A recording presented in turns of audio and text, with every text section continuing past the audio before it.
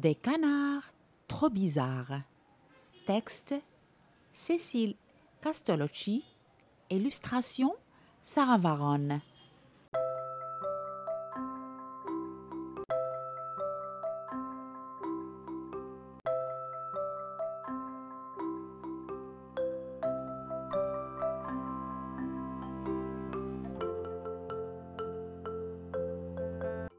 Les journées de Gwendoline sont bien remplies.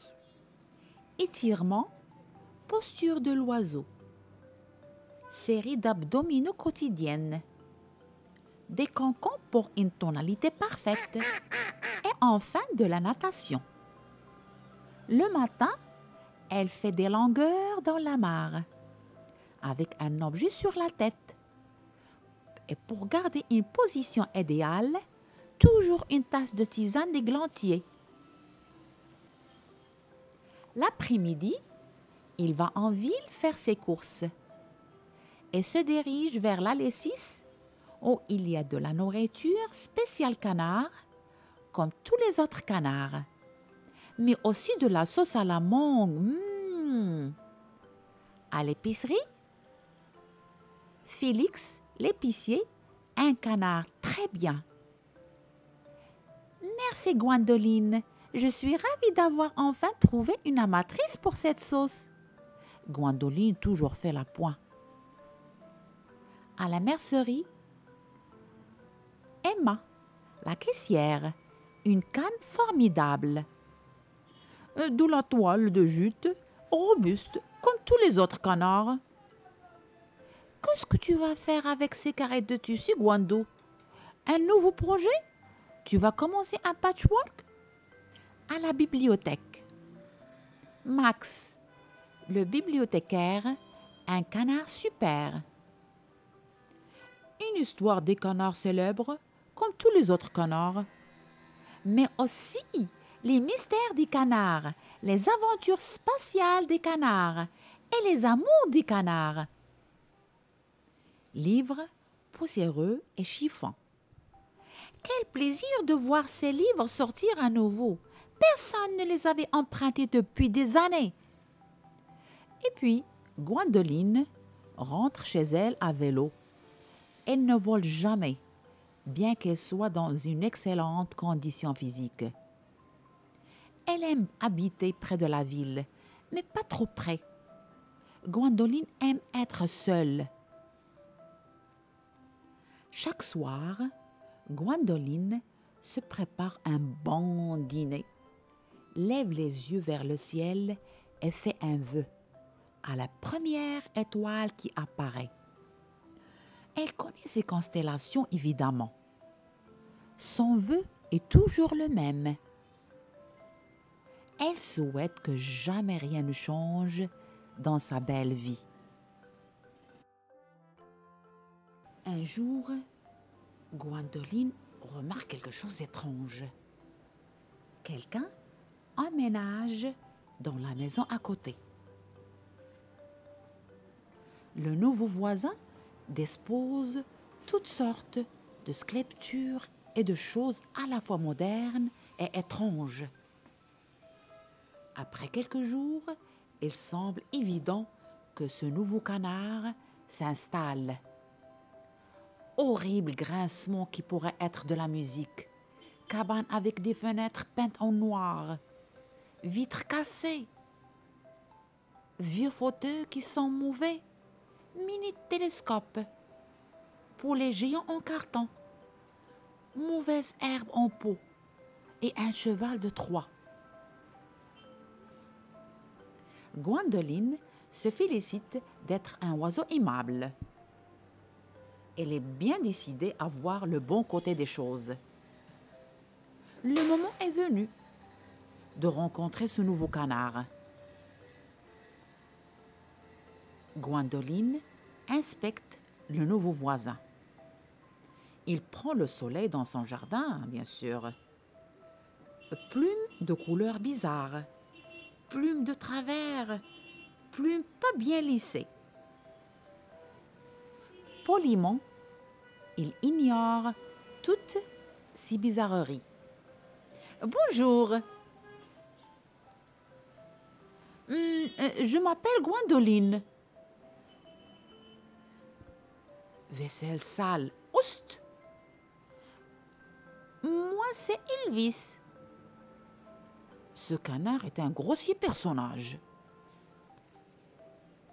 Gwendoline découpe délicatement un part de gâteau, comme font les canards bien élevés, bien sûr. Des créations vraiment bizarres. Et Elvis commence à parler. Cocktail coloré et corsé qu'aucun honnête canard ne boirait. Du plume vraiment laide. Gwendoline ne comprend pas du tout ce qu'il raconte, mais elle est sûre d'une chose. Elle et Elvis ne seront jamais amis.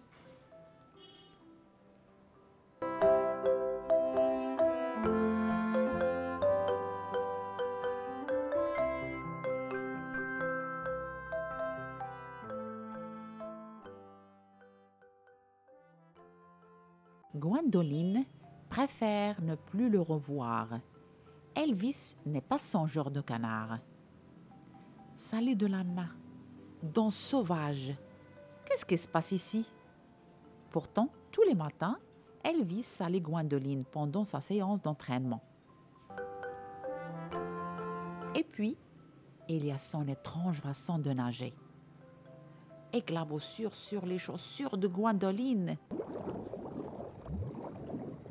Et les après-midi, pendant des heures, Elvis donne des coups de marteau sur de grosses choses qu'il appelle œuvres d'art et qu'il expose fièrement dans son jardin.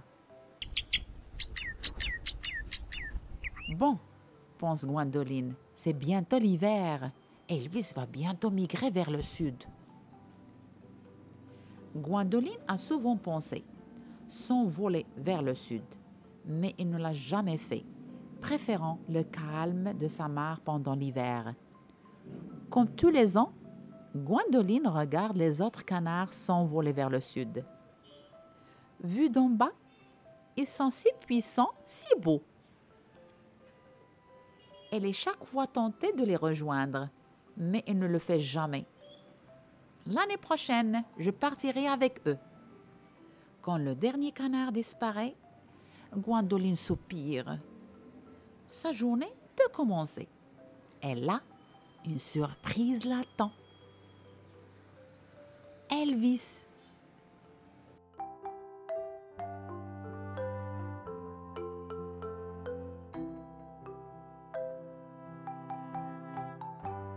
Blessure due à un coup de marteau.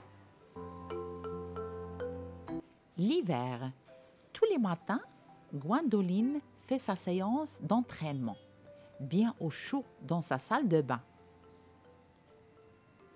Mais pas Elvis, qui ne semble pas souffrir du froid.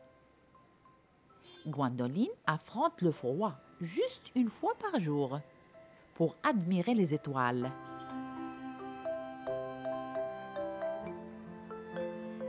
Est-ce que vous voulez jeter un coup d'œil dans mon télescope? Lui demande Elvis.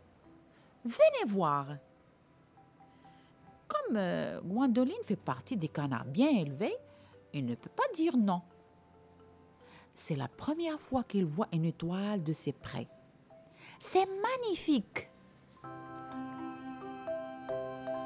Oh, dit-elle, montrez-moi une autre étoile. Et Elvis lui en montre une autre. Très vite, Gwendoline et Elvis arrêtent d'observer les étoiles et commencent à discuter. Les Pléiades sont mes étoiles préférées. Moi aussi. Je trouve la nourriture pour canard trop sèche. J'ajoute toujours de la mayonnaise au citron. Je suis d'accord.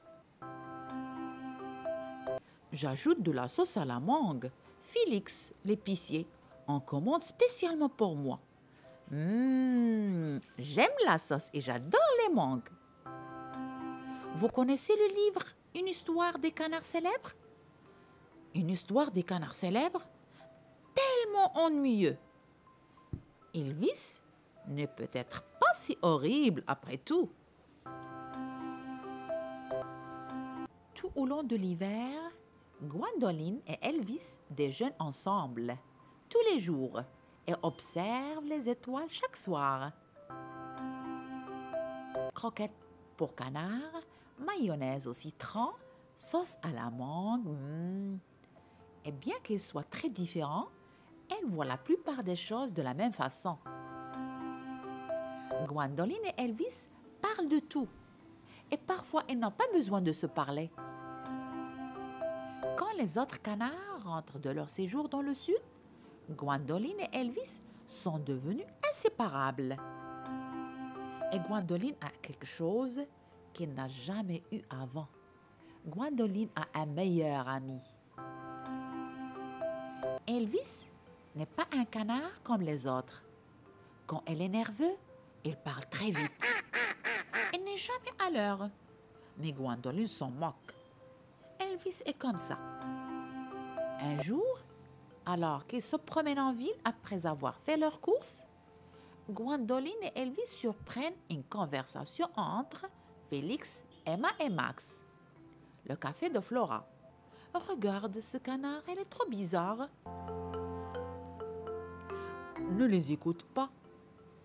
Gwendoline a de la peine pour Elvis. C'est vrai qu'il est trop bizarre, mais c'est son ami. Je m'en moque d'eux. C'est pour toi que je me fais de soucis. Tu n'as pas à te faire de soucis pour moi. Oui, ces canards ont raison. Je ne suis pas bizarre, c'est toi le canard trop bizarre. Bon, on doit quand même se l'avouer, ces canards ont raison. Tu es un peu bizarre. C'est toi qu'ils traitent de canard trop bizarre. C'est sûrement pas moi le canard trop bizarre. Tu te trompes, Elvis. Mais enfin, tu as déjà vu des canards qui nagent avec une tasse sur la tête, qui mangent de la sauce à la mangue, qui font de patchwork, qui aiment les vieux livres et qui restent chez eux l'hiver? Et toi, tu as déjà vu des canards qui se teignent les plumes et qui nagent en zigzag, mais quand la mare est gelée?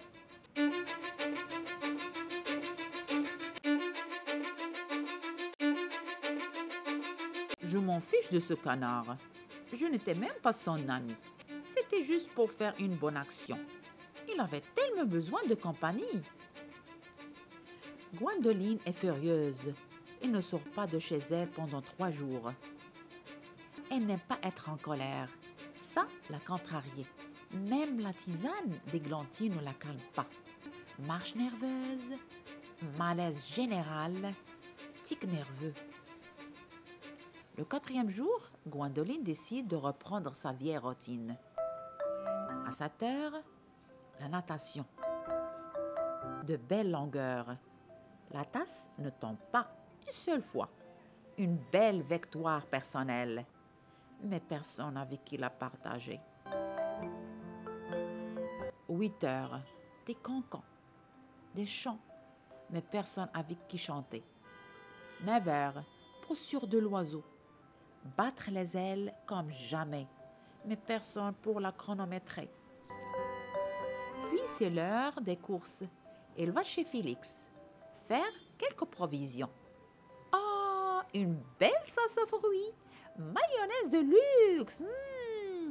Elle a très envie de goûter ces nouveaux produits, mais ce serait beaucoup plus amusant de pouvoir les partager. Puis, elle va chez Emma. Tous ces nouveaux projets l'attendent. Mais avec qui va-t-elle emprunter des outils? Enfin, elle passe par la bibliothèque. Cette conférence a l'air très intéressante, mais elle n'a pas envie d'y aller seule.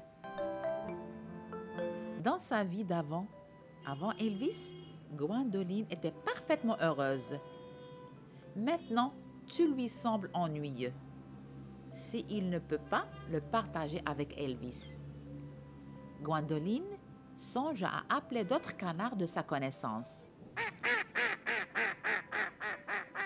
J'ai enfin trouvé une amatrice pour cette sauce. Encore un nouveau projet, Gwendo? Personne n'a emprunté ces livres depuis des années. Pendant que Gwendoline prépare son dîner, elle réfléchit. Elle n'est pas du tout à avoir tort. Mais Elvis ne lui a jamais menti. Ce qui veut dire une seule chose. C'est toi qui as raison. Je suis un peu bizarre. Je vais essayer d'être un peu plus normal. Mais tu me plais comme tu es. Non, je vais essayer d'être un peu plus normal. Je te trouve très bien comme ça. Ce n'est pas un problème d'être trop bizarre, pense Gwendoline. Pas quand on a un ami trop bizarre.